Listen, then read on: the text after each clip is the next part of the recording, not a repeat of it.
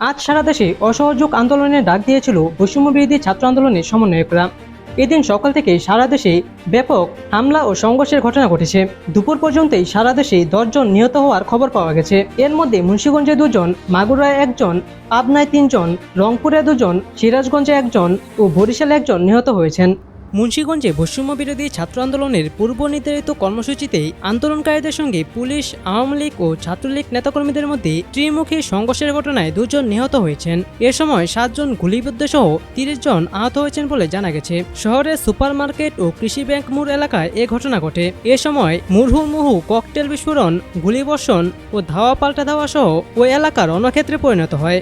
আর এদিকে মাগুরায় পুলিশের সঙ্গে সংঘর্ষে জেলা ছাত্রদলের যুগ্ম সাধারণ সম্পাদক রাব্বি গুলিবিদ্ধ হয়ে নিহত হয়েছেন। বেলা 11টার দিকে শহরের পারনান্দুলি এলাকায় এই ঘটনা ঘটে।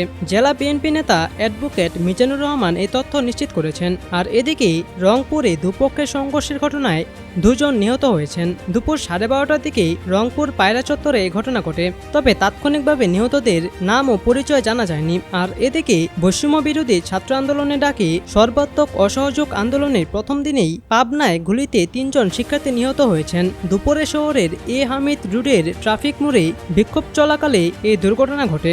আর এদিকে সিরাজগঞ্জে শহরের সব রুট দখল করে নিয়েছে বৈষম্য বিরোধী কোটা আন্দোলনকারী ছাত্ররা। তাদের সঙ্গে যোগ দিয়েছে জেলা বিএনপি ও জামায়াতের নেতাকর্মীরা। এদিকে সংঘর্ষের ঘটনায় গুলিবিদ্ধ হয়ে 1 যুবক নিহত হয়েছেন। আর অন্যদিকে বরিশালে পানি সম্পদ প্রতিমন্ত্রী জাহিদ ফারুকের বাড়িতে হামলার সময় আন্দোলনকারীদের সঙ্গে আওয়ামী লীগ নেতাকর্মীদের সংঘর্ষের ঘটনা ঘটেছে। এ সময় আন্দোলনকারীদের হামলায় মহানগর 12 নং ওয়ার্ড আওয়ামী লীগের সাবেক সভাপতি টুটুল চৌধুরী নিহত হয়েছেন। পরে আন্দোলনকারী প্রতিমন্ত্রী জাহিদ ফারুকের বাড়ির সামনে 11টি মোটরসাইকেলে আগুন দিয়েছে তারা।